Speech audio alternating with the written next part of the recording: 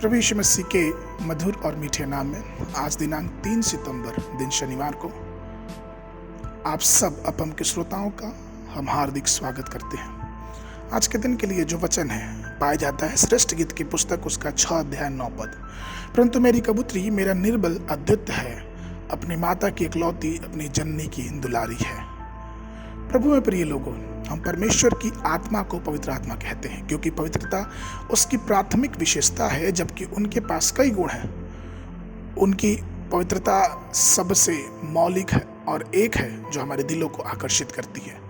जब हम और आप पवित्र शास्त्र के छंदों को बारीकी से अर्थात पदों को बारीकी से जांच करते हैं तो हम और आप देखते हैं कि पवित्र आत्मा से जुड़ा हुआ हर प्रतीक उसका पवित्रता को प्रकट करता है।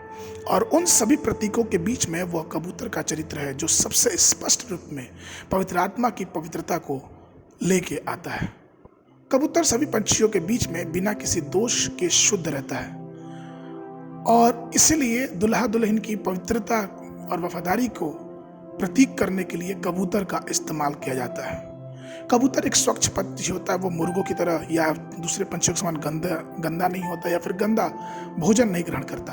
वो उकाब के समान सड़ा हुआ मांस नहीं खाता, लेकिन कबूतर सिर्फ स्वच्छ अनाज को अपने भोजन के रूप में ग्रहण करता है। उसी प्रकार से पवित्र आत्मा कभी भी अशुद्धता को पसंद या स्वीकार नहीं करता, वह भी अशुद्ध स्थान पे नहीं रहता।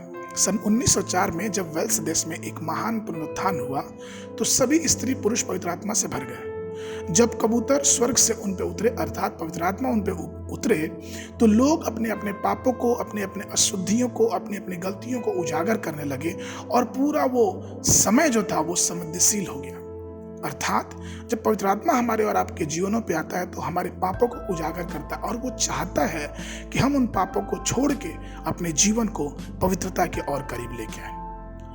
कबूतर और अन्य पक्षियों में एक और बहुत महत्वपूर्ण अंतर पाया जाता है और वो ये है कि कबूतर की पित्त की थैली नहीं होती है। पित्त जो कि कड़वाहट का सूचक है। पवित्र आत्मा हमारे हृदय में जब आता है तो हमारे जीवन की सारी कड़वाहट को हमारे जीवन से बाहर लेके जाता है।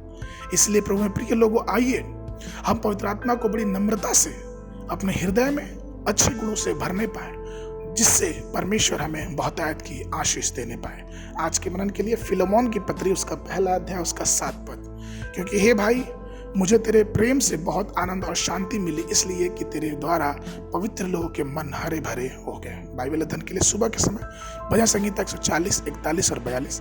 संध्या के समय 1 कुरिन्थियों की पत्री उसका 14 अध्याय 1 पद से लेके 20 पद तक। परमेश्वर आप सबको आशीष देवे।